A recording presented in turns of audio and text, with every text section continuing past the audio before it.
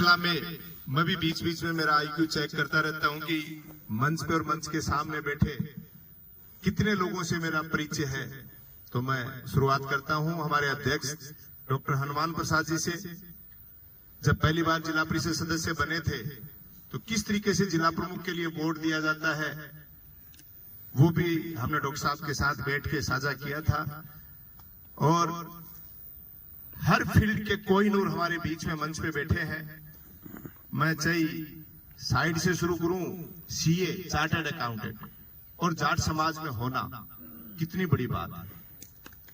तो रोहित जी चौधरी ने पद देखो आते जाते रहते हैं। पद कोई जैसे अभी सतवीर जी पूनिया बता रहे थे, चाहे एमएलए बन जाओ, सांसद बन जाओ, कुछ भी बन जाओ, पद कोई बहुत बड़ी चीज नहीं है। और जब पद मिलता है तो उसका निर्वहन किस तरीके से किया जाता है ये कोई आसान बात नहीं होती है। पद मिलना आसान है, उस पद की गरिमा को बनाए रखना बहुत ही मुश्किल बात रहती है। तो उसी कड़ी में चाहे व्यापार के रूप में, चाहे समाज के जिलाध्यक्ष के रूप में हमारे बड़े भाई कृष्ण गावड़िया जी हमारे बीच में बैठे हैं। और युवा राजनीति के रूप में हम तो बहुत बाद में आए थे इस पॉलिटिक्स में। बड़े भाई के रूप में, हमेशा आदर्श के रूप में जिनको देखते रहे, पूर्व उपसभापति के रूप में बड़े भाई वीरेंद्र डारा जी। और अभी जैसे भामू जी बता रहे थे शिक्षा की दृष्टि में आदरणीय गुरुजी प्यारलाल जी ढोकिया, जिनके पास शिक्षा लेके हम लोग यहाँ तक पहुंचे हैं, इन्हीं के पास पढ़ाई की है। और एक बात और विशेष बताना चाहता हूं, क्योंकि समाज में एक बड़ी कुरीति है नशे की। हालांकि ये पुरानी बातें होगी, आज कोई सुनना नहीं चाहता। मैं जब जिला परिषद सदस्य का चुनाव लड़ रहा था तो मैं शराब के खिलाफ भाषण ठोक दिया। यूनिवर्सिटी नया नया आया तो मेरे साथ एक रिटायर्ड फौजी गाड़ी में बैठा है, वो वापस गाड़ी में बैठता है, बोला भैया देख शाम के मैं भी लाई के बारे में बात नहीं करूँ। लेकिन वो चीजें लिमिट में है। मैं ये इसलिए बता रहा हूं कि जब 9th क्लास में था तो उस समय आसाम के दंगे हुए थे। एक बच्चा बनिए समाज से आया था और वो मिट्टी चुटकी आती, बड़ा लोगों ध्यान होगा। मैं किस्सों बीच में एक नशे के खिलाफ छोटी सी बता रहे हैं कि एक परिवार के रूप में बात कर रहे हैं, भाषण वाली कोई बात को नहीं। तो वो मान दो एक चीज दे दिया कर तो, और मैं भी बात 10 मिनट की छुट्टी होती लेके खा के मिट्टी लाग के चला जाता। उसके बाद एक नया लड़का आया, बोले यार इससे क्या होता है, एक महक आती है जिसमें जर्द आता है। मैं यार मारो तो गुन खाई जा। तो वो रगड़ की सुपारी और भी 2 कहाँ करी दे दे तो मैं ले लेता और वापिस ले जाता। एक दिन घंटी लागी जल्दी, अरे बोले रोज रोज के रगड़े तो गेर ले माई नहीं। और वह गेरता है जी दुख पायो। और वह गुरु जी हा रसोड़ा का हिस्ट्री का मैं बान बताई, झूठ बोलने की देखो आदत कदे से ही गुण रखी। सच हमेशा बोला है और ठोक के बोला है, तो इसके परिणाम कुछ भी निकले। हर सदन पे जहां जहां आपने भी मौका दिया है, चाहे जिला परिषद से प्रधान और चाहे कांग्रेस पार्टी का जिलाध्यक्ष के रूप में, और चाहे 10 साल तक पूरे राजस्थान का युवा जाट महासभा का प्रदेश अध्यक्ष रहा, झूठ का सारा कभी नहीं लिया, चाहे परिणाम कुछ भी रहे हो। मैंने कहा, बोले कैसे जी दुख पाए भैया? मैं बोले साहब महक खाली। बोले वेरी गुड। बोले आ जा मेरे साथ। प्यारलाल जी ऑफिस में बैठा, मन लेगा मैं पापा जी के साथ रहे, कोई दिक्कत ही नहीं, खुश हो। 5-7 लोग और बैठे थे। पहले तो गुरुजी ने परिचय कराया कि भैया देखो ये सूरत सिंह जी टाबरियो है जो महक खाया। मतलब इन्होंने इतनी लज्जित किया, इतनी ग्लानि महसूस हुई कि आज मेरी वजह से पिताजी का नाम भी बीच में आ गया। पहले तो मैं इस गर्व से गया कि गुरुजी मन क्या कहीं, और जब पिताजी का नाम बीच में आया कि मेरी वजह से उनको सुनना पड़ रहा तो आत्मग्लानि से जी भर गया। और बाद में भी जी घबरा रहा था तो इन्होंने कोई मीठे बोल नहीं बोले, हाथ आगे कटवा के 2 डंडा और सरका दिया। वो दिन देख लो और आज को दिन देख लो, आपा तो सूखी सुपारी भी गुन खाई है। कोई नशा, मैं इतना बड़ा हो गया, मेरे छात्र राजनीति से इस राजनीति में निकल के आया हूं, वो दिन मेरे लिए प्रेरणा स्रोत रहा। मैं इस बात को इसलिए इस मंच के सामने साझा कर रहा हूं कि आप भी किसी के बेटे, भाई और बच्चे को कोशिश करके अपना, आज कह देते हैं माना के मतलब है यार, लेकिन अगर इस तरीके का अगर हम काम, आप सोचिए उस दिन एक छोटी सी बात पे अगर गुरुजी मुझे कह के कहते थे कोई बात को नहीं छोड़ा और मत करिए रहे, और इन्होंने 15 मिनट तक मेरी क्लास लगाई, उन लोगों के सामने मेरा को उस चीज के बारे में सारी नेगेटिविटी समझाई और पिताजी तक बात पहुंची तो वो बात हुई। तो ये ऐसे शिक्षाविद, देखो शिक्षा देना, अभी कई लोग आरोप लगा दी, लेकिन आप सोचिए कि समाज का एक व्यक्ति सीए का काम कर रहा है, एक व्यापार का काम कर रहा है, एक शिक्षा देने का काम कर रहा है। अरे आप मारेगो तो छायाम तो गिरेगो, ये बात समझने की आवश्यकता है, क्योंकि 10 साल तक पूरे राजस्थान में युवा जाट महासभा का यूथ का अध्यक्ष होने के नाते समाज के सभी कार्यक्रमों में गया हूं और बुजुर्गों से भी सीखा है।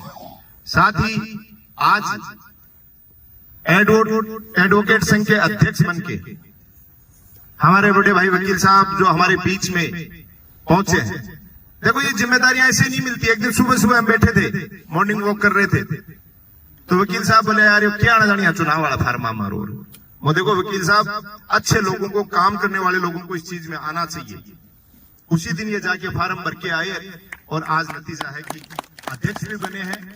और अपने को लगता है, देखो, पांचों आंगुलियां बराबर नहीं होती, हर बार हमारा कोई जरूरी नहीं डिसीजन सही भी हो, लेकिन जब जनता जिस चीज को चुन के भेजती है, ज्यादातर मेरा ये मानना है कि उसकी सोच सही होती है।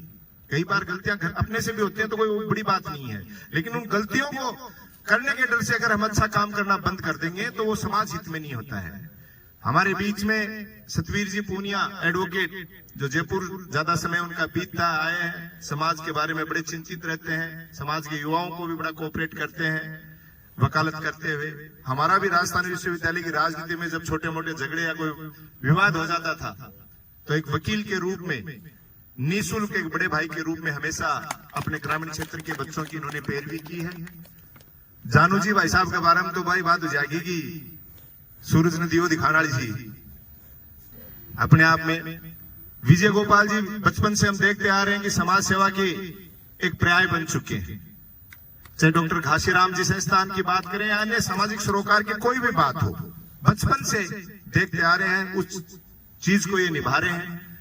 हमारे शिवकर्ण जी जानू, मुझे आज भी याद है जब 2003 में मेरी शादी थी, ज्वेलरी बनाने की बात आई, जब पता चला एक किसान का बेटा और ज्वेलरी की शॉप खोल के ताल में आगे एक ऊंचाई में छोटी सी दुकान पे बैठा है, तो शाम के पापा जी आया, बोला भाई मेरे तो जजगो काम और बठे बना के लाऊंगा।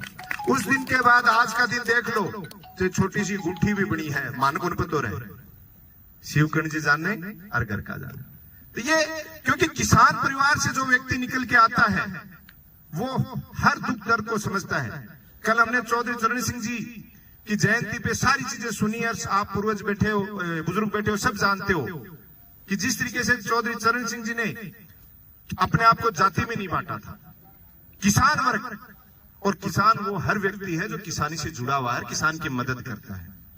तो आज किसान वर्ग का ये बेटा जिसने व्यापार में एक परचम लहराया, ये छोटी बात नहीं है। और उस व्यापार में जिसमें केवल लोगों की मोनोपोली आज भी है, अपन ये सोच सकते हैं, बड़े बड़े आरोप झेलने पड़ते हैं कि पता नहीं भाई क्या कर रहा होगा, ये आसानी से लोग विश्वास नहीं करते। और उस विश्वास को, लोगों के विश्वास को जीतना, मैं कहता हूं इससे बड़ा कोई काम नहीं है, और वो शिवकर्ण जी ने किया है। हमारे रिटायर्ड गुरुजी बाबूलाल जी थालोर साहब, जिन्होंने शारीरिक शिक्षक के रूप में लंबे समय तक यहाँ हमारे जिले में सेवाएं दी और आज सामाजिक सेवाओं से जुड़ के निरंतर सेवाएं दे रहे हैं।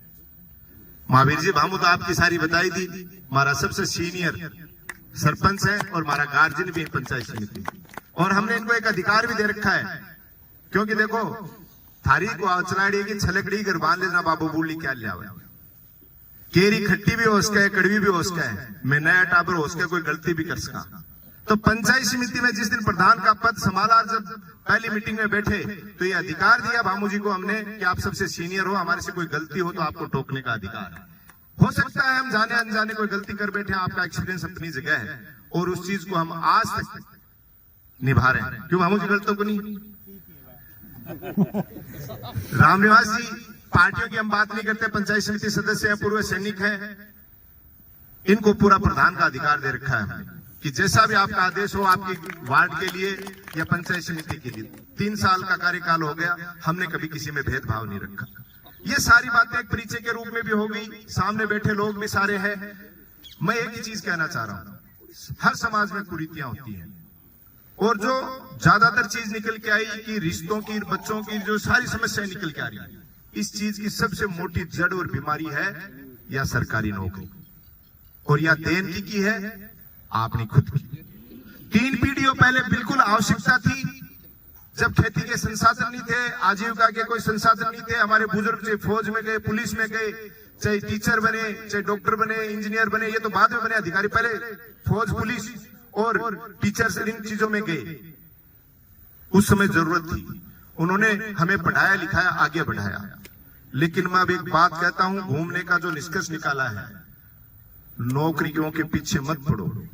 अब अपने बच्चों को अपने समाज से हमें शिक्षा लेके, प्रेरणा लेके, हमें रोहित चौधरी बनाना है, हमें शिवकर्ण जानू बनाना है, हमें व्यापारी के रूप में कृष्ण गावड़िया बनाना है, हमें प्यारलाल जी ढूकिया बनाना है शिक्षा के क्षेत्र में। अगर इन चीजों पे ध्यान रखेंगे तो निश्चित तौर पे हमारे आने वाली पीढ़ी, हो सकता है आप मानो या नहीं मानो, आज बेरोजगारी के कारण जिस दलदल में फंसती जा रही है, वो सबसे बड़ा दलदल है नशे का और क्राइम का, और उसमें सबसे ज्यादा बच्चे हमारे फंस रहे हैं, और उसका सबसे बड़ा कारण है बेरोजगारी। और इस बेरोजगारी को अगर हम समय रहते भांप लेंगे, क्योंकि हमारे में कमी है, क्योंकि जो 3 पीढ़ियों पहले जरूरत थी, उस जरूरत को हम आज तक सीने से चिपकाए बैठे हैं। आज तक हम सीने से चिपकाए बैठे हैं कि हमारे बच्चे सरकारी नौकरी में ही जाने चाहिए। सरकारी नौकरियां 2 से 3%, जनसंख्या उस समय कितनी थी, आज कितनी बढ़ गई, आप सबको पता है।